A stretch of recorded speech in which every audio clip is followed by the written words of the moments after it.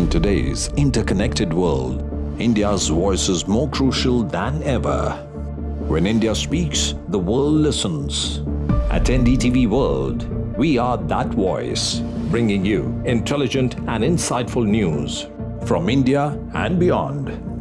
From geopolitics and diplomacy to economic shifts, migrations, tech disruptions, and the stories of our diaspora. We cover the news that shapes our global future. NDTV World, your new home for global news, is here.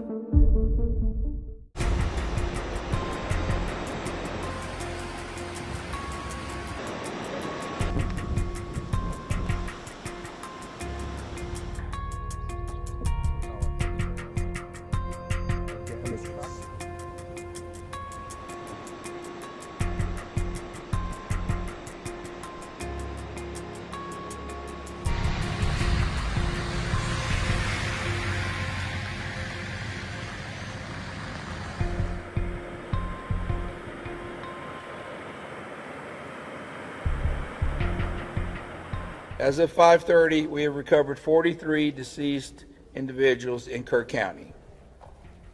Among these who are deceased, we have 28 adults and 15 children. 12 adults pending identification and 5 children are pending identification at this time.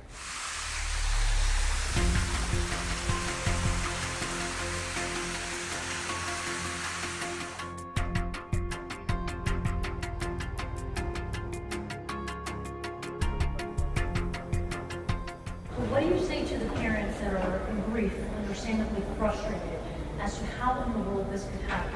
How in the world you could have so many campers in the way of this danger and not taken out of there ahead of this war? Yeah, you know, that's the question of the hour. But, you know, with these, this is, last time it was this bad, and this one is even worse than that, was 1987. You can't predict it.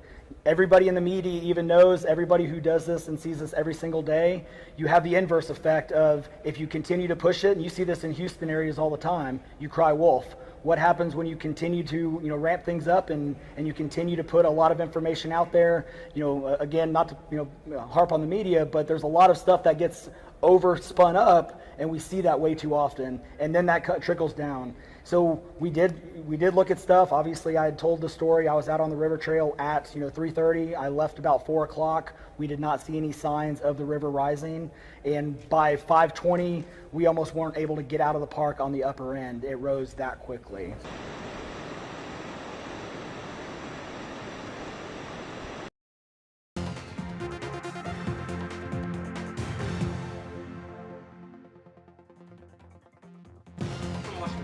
I'm Allister. This is Washington Watch, a weekly roundup of the biggest stories from the United States and beyond. Of course, every single one of the Republicans on the Rules Committee are for transparency and for releasing the files, just as the President of the United States is, and they wanted that to make it crystal clear. U.S. President Trump says he will begin the process of releasing a grand jury testimony in the Epstein case. Trump's remarks come after a Wall Street Journal story on an alleged lewd note Trump sent to the sex offender, something the president strongly denies. A judge will need to decide if the grand jury testimony will be released, but that's unlikely to happen anytime soon.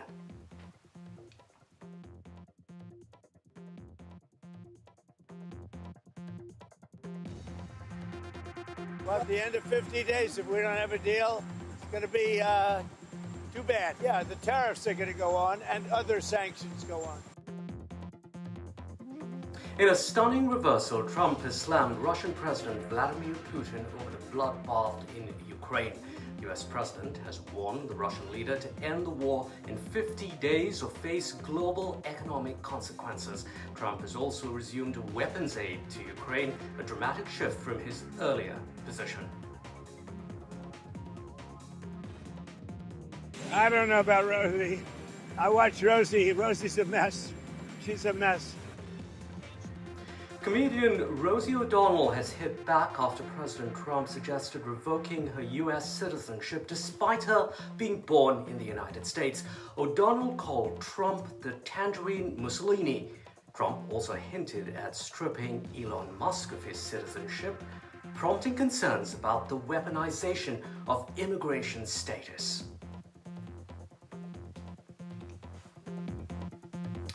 A federal judge could deliver another setback to Trump's push to limit birthright citizenship over 15 Democratic attorneys general are urging a federal judge to keep a nationwide block on Trump's executive order, despite a Supreme Court decision last month which made it more difficult for lower courts to block White House directives. Ruling out the idea of firing Jerome Powell. I don't rule out anything, but I think it's highly unlikely unless he has to leave for fraud. At a closed-door meeting with White House Republicans, Donald Trump reportedly pulled out a draft letter about firing Federal Reserve Chairman Jerome Powell.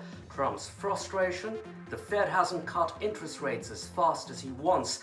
In a social media post, Trump called Powell a numbskull and said he was one of his worst appointments.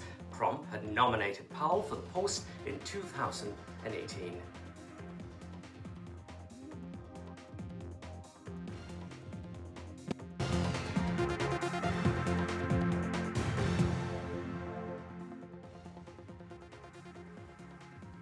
The case of a convicted sex offender is turning into a political storm for US President Donald Trump. Trump is ordering the Justice Department to release grand jury testimony related to notorious pedophile Jeffrey Epstein.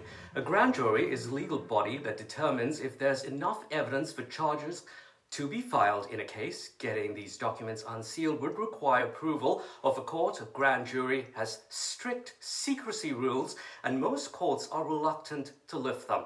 Also, important to remember, it's only a portion of the case which Trump has called for to be released, not the so-called Epstein files. Now, Trump's announcement came hours after the Wall Street Journal's sensational report of Trump's connection to Epstein. Trump calls the report false, malicious, and defamatory. The president says he would sue the Wall Street Journal. Now, adding fuel to the fire surrounding the Epstein case, a video released by the Justice Department, which was meant to clear the air that Epstein died by suicide and suicide alone. It was a bit to quash any conspiracy theories of anything else happening. The video shows the outside of Jeffrey Epstein's prison cell hours before he was found dead. However, a news report by Wired says that metadata analysis showed that the video had nearly 3 minutes cut out. Meanwhile, Indian-American Congressman Ro Khanna is at the forefront in a battle to get the controversial Epstein files released. Khanna is once again pushing for another House vote on getting the files made public after Republicans earlier this week voted against a maneuver with the same aim. And a Reuters poll says most Americans think the president and the Trump administration is holding information about Epstein's client list. It all comes as many in Trump's MAGA and other loyal supporters have demanded more details on the Epstein case amid what some see as the Trump administration having flip-flopped on revealing more information on the case.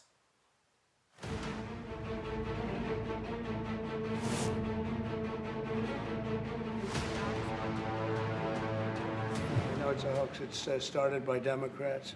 I don't understand what the interest or what the fascination is. It's pretty boring stuff. It's sordid, but it's boring.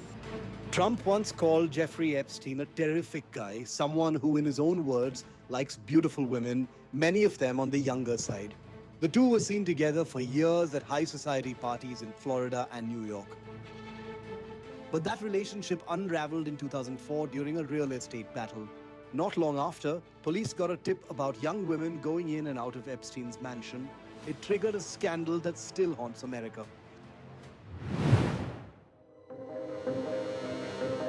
Jeffrey Epstein was a financier with powerful connections and a long history of abuse. He exploited underage girls, often paying them for sex, and relied on Ghislaine Maxwell to recruit victims. In 2008, he cut a controversial plea deal in Florida, dodging federal charges. A decade later, he was arrested again, this time for trafficking dozens of minors. But before he could stand trial, Epstein was found dead in his New York jail cell. Officials called it suicide. Maxwell is now serving a 20-year sentence. The case became a perfect storm for conspiracy theories, an elite predator, government leniency, and a mysterious death in custody. Liberals cited Epstein's ties to Trump. Conservatives pointed to Bill Clinton.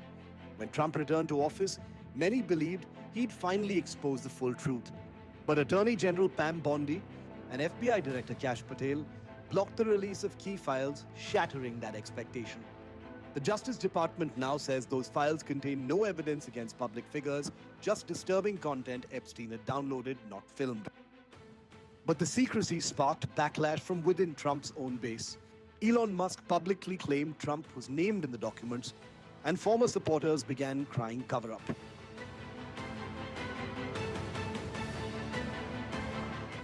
President Trump has since disavowed the uproar. He called the outrage over the unreleased files a scam and blasted his own supporters for doing the Democrats' work. The case, once a symbol of elite corruption, has turned into a political minefield, revealing as much about power and public distrust as it does about the crimes themselves. As the Epstein files remain sealed, so do the answers. And in that silence, suspicion only grows. With Rhythm Arcadia, NDTV World.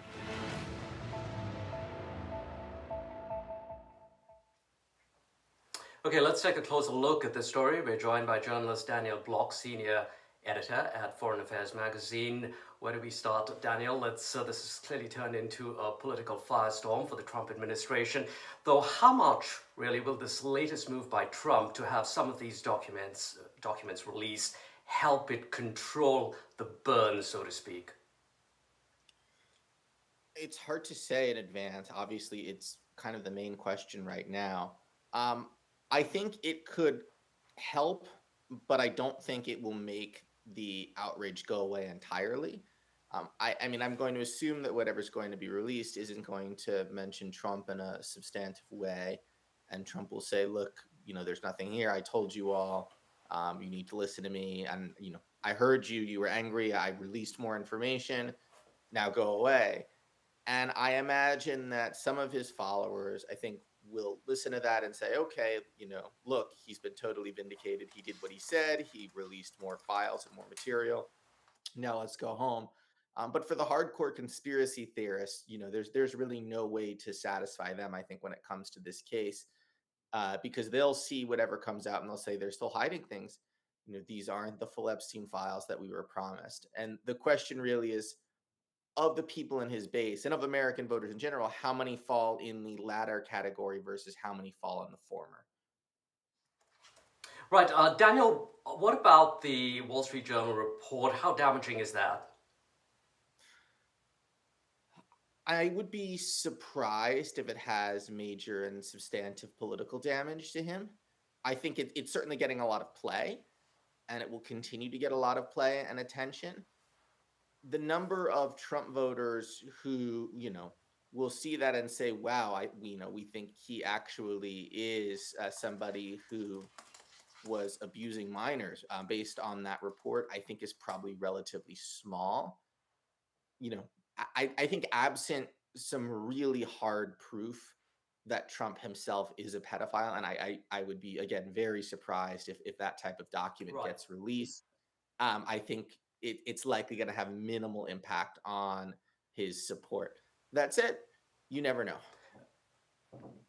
Daniel, what do you think about how the Democrats have been handling this? Are they really being heard? I'm of two minds in terms of their political strategy here. On the one hand, they see this clearly as an opportunity to excite their own base, and then I think also to drive a wedge in Trump's coalition. On the other hand, I think this could come back, to bite them. You could see Trump, who's already trying to target different Democratic figures and Democratic elites in various ways, satisfying his base by saying, oh, there is some sort of ring and it involves high-level Democratic officials, and I'm going to send the FBI to investigate them. You could see Trump saying, oh, no, I actually am taking this seriously, and then investigating the people who are now criticizing him as a means of demonstrating that. Right. Daniel, thank you for your time here on Washington Watch. In other news now, a surprising U-turn from President Trump on Russian President Vladimir Putin. After appeasing Putin for nearly a decade, this week saw Trump pivot. Trump has accused Putin of stringing him along and continuing some of Moscow's biggest bomb attacks on Ukraine, but Trump did not stop there. Trump has announced an arms deal in favor of Ukraine that will see billions of dollars of military equipment that will be purchased by NATO and sent to Ukraine for use on the battlefield. Trump has given Putin 50 days to strike a peace deal or face economic sanctions. Remember, not long ago, Trump called Putin a genius while blaming Ukraine for the war. Now, Trump says he's disappointed with the Russian leader. How did you tell Putin this was coming? My conversations with him are always very pleasant. I say, isn't that a very lovely conversation? And then the missiles go off that night. I go home, I tell the First Lady, and I spoke to Vladimir today. We had a wonderful conversation. She said, oh, really? Another city was just hit. So it's like, look, he's, I don't want to say he's an assassin, but he's a tough guy. For more, we're now joined by former US Ambassador to NATO, Douglas Lute, for an exclusive interview. Ambassador Lute, thank you very much for your time here. A stunning pivot by Trump. Some say Trump felt perhaps slighted, he's given the Russian leader plenty of chances to stop the war, but Putin keeps dropping those bombs. What do you think happened with Trump's change of heart? Well, it is in fact a pivot, because for the first 6 months of this Trump administration, there's been no pressure, no leverage asserted on the Russian side of the war in Ukraine. And so for the first time, the president is promising renewed arms shipments to Ukraine, American weapons to Ukraine. That's very helpful. And then, as you've reported, in the next 50 days, without a ceasefire in place, to which the US and Ukraine have already agreed. Without a ceasefire in place, the president promised economic sanctions to include sanctions on those who import Russian oil. So this is very, very important leverage. Why is this happening? I think, first of all, Trump really legitimately wants to stop the fighting in Ukraine. So I give him credit for that. I think, however, beyond that, there's another perhaps psychological explanation, and that is President Trump does not wish to be played. He does not wish to be diminished in any way. He does not wish to be perceived as weak. And after 6 months of trying with no results, I think he fears that, in fact, he might be perceived as weak, especially among his political base here in the United States.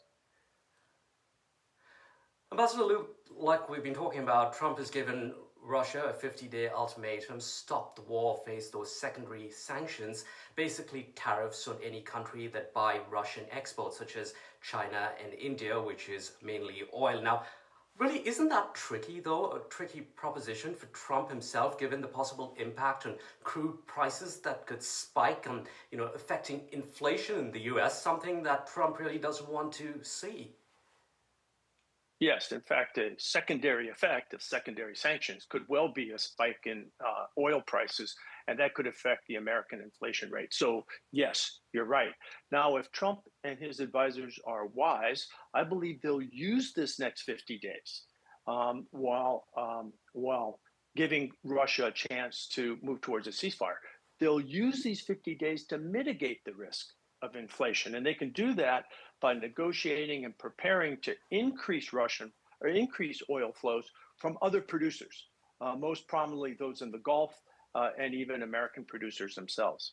So this next 50 days could be useful as a way to mitigate the risk of inflation. Very, very quickly, Ambassador Lute, how much will this supply of arms really help Ukraine protect its territory in the war? Well, it depends a lot on the details. So which arms, in what quantity, and on what timeline? Are these only defensive systems, such as the U.S. Patriot anti-ballistic missile air defense system, or do they include offensive systems, which would allow, without geographic restriction, allow Ukraine to strike the launch sites from which the air attacks originate? And these would be attacks inside Russia itself. So a lot depends on which systems and which restrictions might be placed on those systems. Right, Ambassador Douglas Lute, thank you so much for your time here on Washington Watch. In other news now, a decades-long feud between comedian Rosie O'Donnell and US President Trump going from bad to worse this week. In a TikTok video, O'Donnell hit back at Trump, saying she's safe in Ireland, out of reach of, quote, Tangerine Mussolini. President Trump has threatened to revoke O'Donnell's US citizenship, even though she was born in the US. O'Donnell moved to Ireland earlier this year after Trump's re-election. I don't know about Rosie. I watch Rosie. Rosie's a mess. She's a mess. But she left our country, which is a good thing, not a bad thing. Now, in the recent past, Trump has also talked about rescinding U.S. citizenship of billionaire Elon Musk and New York City mayoral candidate Zoran Mamdani. So what does this mean for those born in the U.S. and also those who have become naturalized citizens, issues that concern many in the Indian community here in the United States? We're joined by Durya Dinojwala, an immigration attorney in Cleveland, Ohio. Durya, thank you for your time here. Durya, can US President Trump really revoke citizenship of a person that's born in the United States? So the short answer to that question is no, because US citizenship by birth is granted under the 14th Amendment of the US Constitution, and it cannot be revoked by Congress or the executive branch. So in a generic format, their answer is an absolute no, except for high acts of treason. So if you have treason involved, I think that is the only instance in which a born US citizen can basically face some consequences.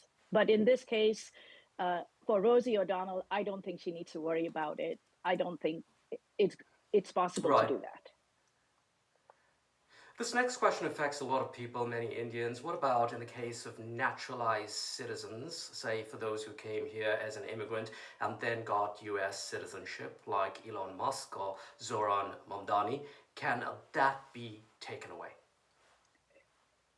I would say again, no, because in this instance, it is being used as a political weapon to target some individuals, and that's not how the law works.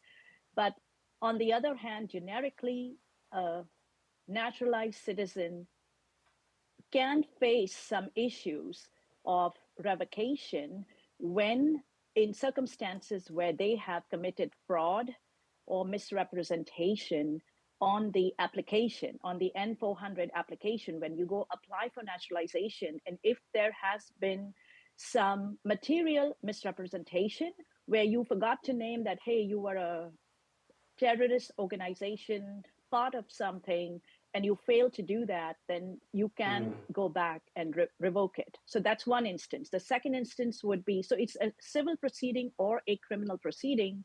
In the civil case, the government has to prove by clear and convincing evidence. So it's not easy to revoke somebody's US citizenship once they have been naturalized.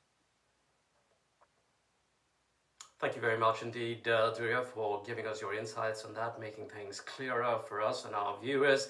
Hope to have you on again at another point here on Washington Watch. In other news now, 12 Indian origin billionaires have made the Forbes 2025 rich list. That's more than any other country. India now ranks as the #1 birthplace for the wealthiest immigrants in the United States. Here's more.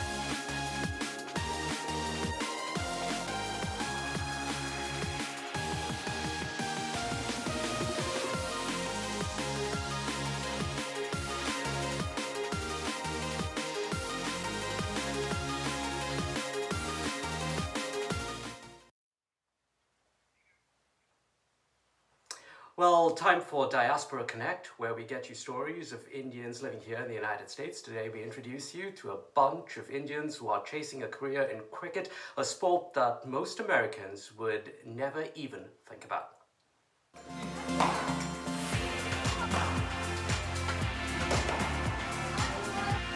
How much do you guys love cricket? What's the best part about cricket? You say batting? Yeah!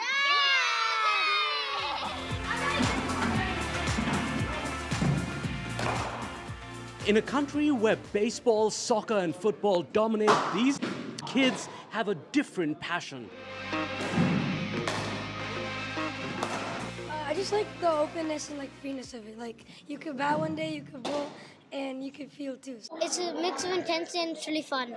I love how everyone puts effort in and it's a team effort. I'm going to go to India in 2 years to play cricket in India, and I'm going to try to play IPL and stuff. Their background is from India, most of the kids are from Afghanistan, Pakistan. So they are from cricketing nations, and their parents, they love cricket and they watch on TV, and they have a very big interest in cricket. Despite cricket being an obscure sport here, the US does have a national team. Last year, Team USA made headlines after it won a game against Pakistan in the T20.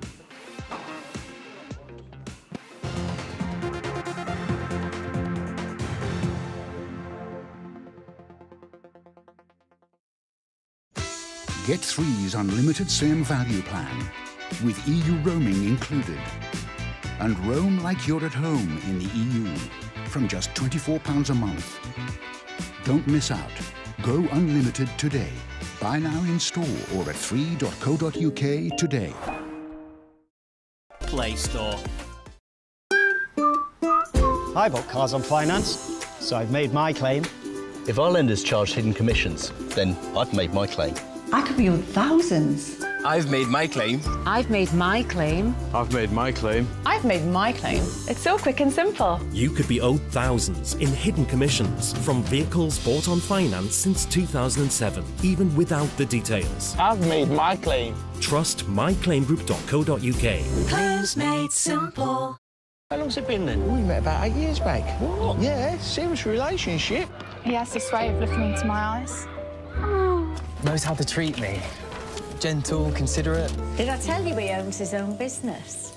I think he's going to pop the question. Better or worse? Better. Our opticians and audiologists own their stores, so your care is their business, which can make them rather popular. Apparently. He's seeing half the town. Book an appointment today.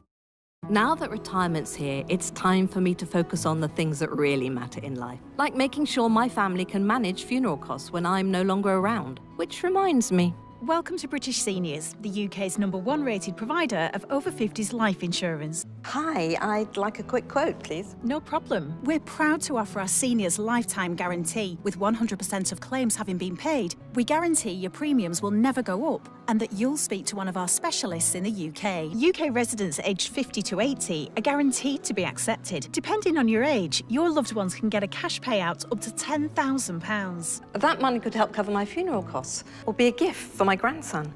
I'll do it. Plus, when you sign up, you'll receive a £135 gift card and free 24/7 GP advice and health services.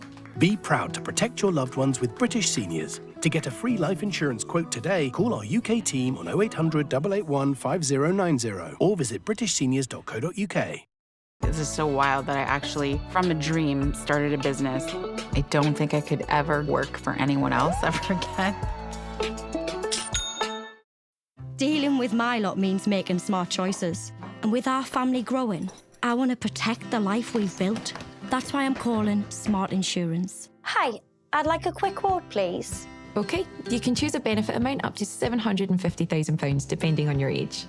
Brilliant. If you're a UK resident aged 18 to 64, you can apply with just a few health and lifestyle questions. For £250,000 of cover, the price starts at just £14.77 a month. That's less than I thought, and could help my husband pay off the mortgage. With our Smart Family Guarantee, you'll have peace of mind. I'll go ahead. You'll also receive a 100% advance in the event of terminal illness and 10% cashback on your first year's premiums. That's the Smart Cashback. Plus, you get your choice of a £125 gift card. Protect the life you've built the smart way. To get a free life insurance quote today, call our specialist UK team on 0800 977 5753 or visit smartinsurance.co.uk.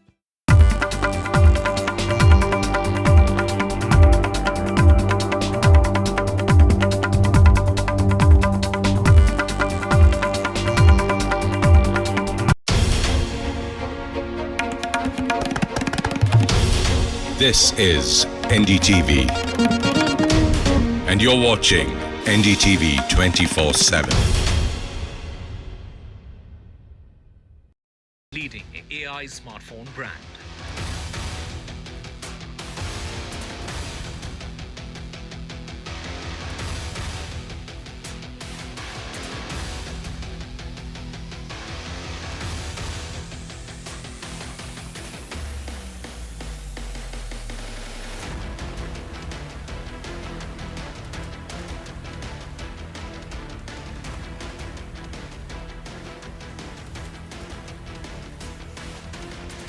In today's interconnected world, India's voice is more crucial than ever.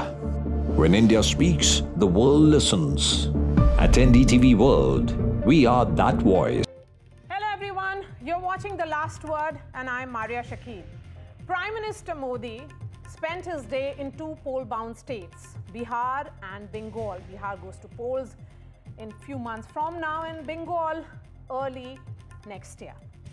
In Gandhi Maidan in Motihari, which is in East Champaran district, Prime Minister coined a new slogan, Banayenge Naya Bihar, Phir Ek Baar NDA Sarkar.